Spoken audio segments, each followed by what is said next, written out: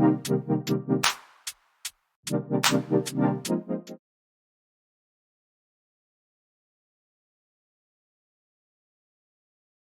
going on, everybody, and welcome to the Other Side of the Firewall podcast. We talk about the latest and greatest in cybersecurity news, as well as we highlight those movers and shakers and glass ceiling breakers, those people of color who've made it to the other side of the proverbial firewall. My name is Ryan Williams, and as always, I'm joined by Shan Tynes What's up? What's up? and Daniel Acevedo. How's it going, guys?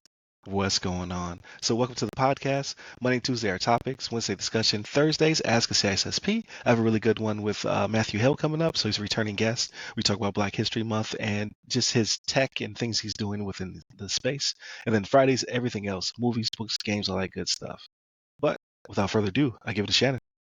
All right, everybody. So this article is from darkreading.com, written by Robert Lemos. And the title of this one is U.S. Cybersecurity Efforts for Spacecraft are up in the air, right? So there's talk about kind of pulling back when it comes to cybersecurity, when it comes to different things that are related to space, right? So I don't like to see this, right? Like we talked about this before the current administration came on, and we're not getting into politics on this, but we talked about cybersecurity being something that we hope continues to be something that's concentrated on going forward. And this is just not a good sign of that, right? So what they're talking about here is that the cybersecurity, when it comes to like satellites, spacecraft, space navigation systems, things of that nature, there's gaps in cybersecurity for those things, right? Because it's one of those things where it wasn't taken into consideration like it should have been. Cybersecurity as a whole really wasn't taken into consideration like it should have been, but the gaps that are there, it seems like they're only going to get worse, right? So there's already been pushes to disband the National Space Council, apparently, and that's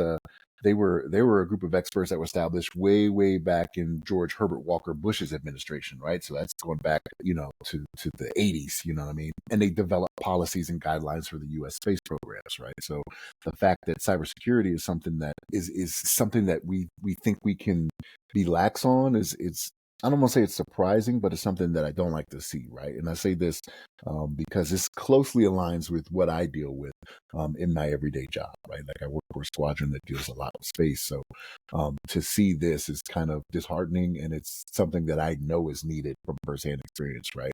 And how things are dealt with. And it doesn't necessarily even have to be with the actual crafts themselves, right? Like the satellites or anything like that. But it could be with any systems that are used to support those, right? Like if you have cybersecurity issues there, like that's a problem, right? Because it could be, you have some type of vulnerability in the support systems that keep you from actually doing that mission, right? And so everybody's trying to get into the space game, right? Everybody is, right? You got your Indias, your Chinas, your North Koreas, even, right? That are trying to get into the space game, but they gotta.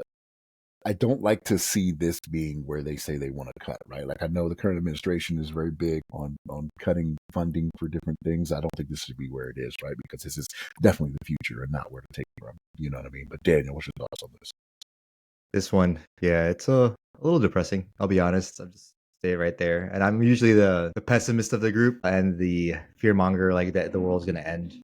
But it's a lot to unpack in an article, right? Because on one hand, he's not outright saying that they're going to cut funding, right, from this department, or that he's going to close departments down. Although the one major department that was in Bush's era, they're trying to pass legislation to close that one, which would be horrible. But hopefully that would be kind of where he stops. But he's also, there's no real governance from the government, right, to support this arena. And if you go back maybe 15 years, like the big spotlight was going to be, or 10 years, AI, space, and a couple other like leading technologies in industry, right? To say there's going to be less of a pathway from the government on how to regulate the cyber realm alongside that goes with the space area is kind of scary, because our adversaries and the rest of the world is going really fast in that direction as well.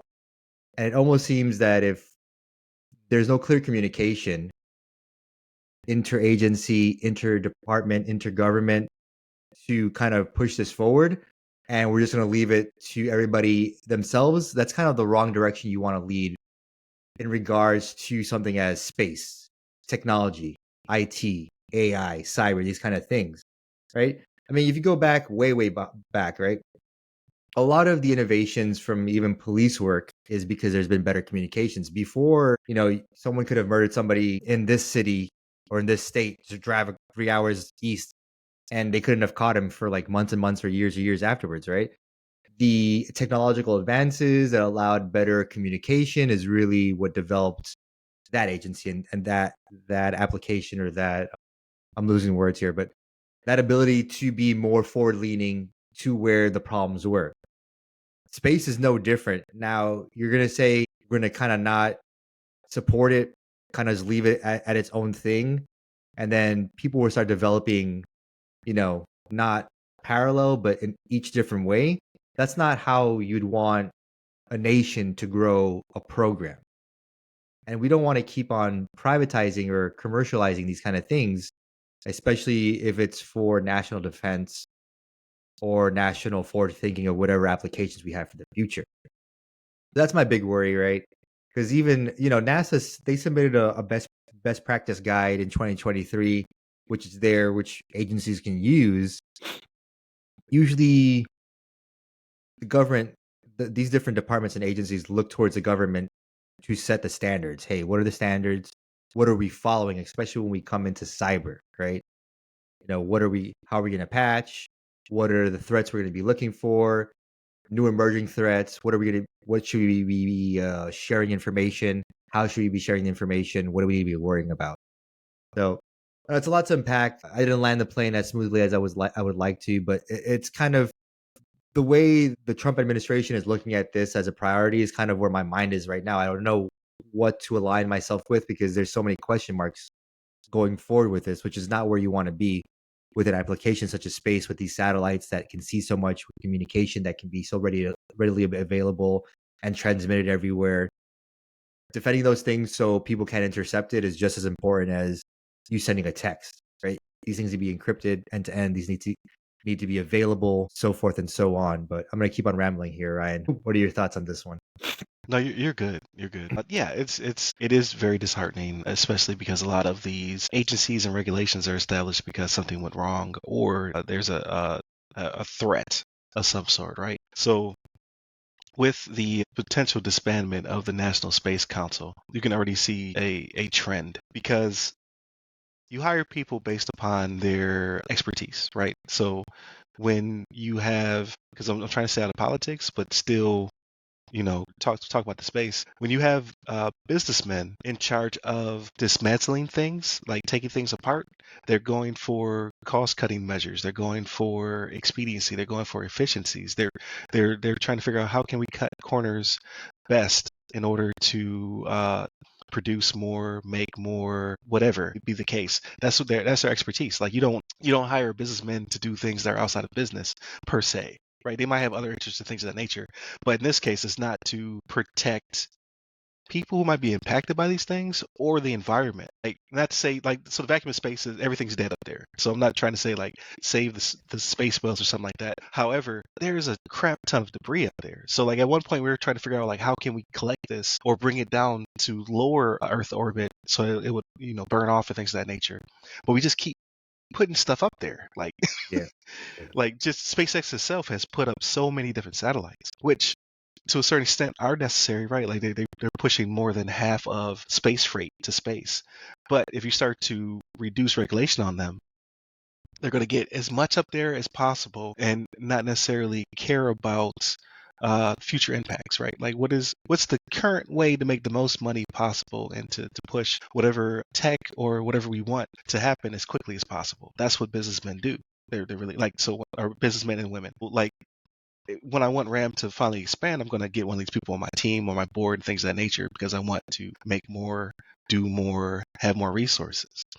You don't do that in a space that should require scientists, right? Like, or deals with national defense, right? Because yeah, or deals with national defense. let's Like be you honest get here. That's experts to handle these matters because their mindset is not on uh, necessarily making money. It's about how do I make the biggest, baddest weapon, the biggest, baddest policy to protect people. The biggest, like they're Yeah. thinking like they're compartmentalized in that regard.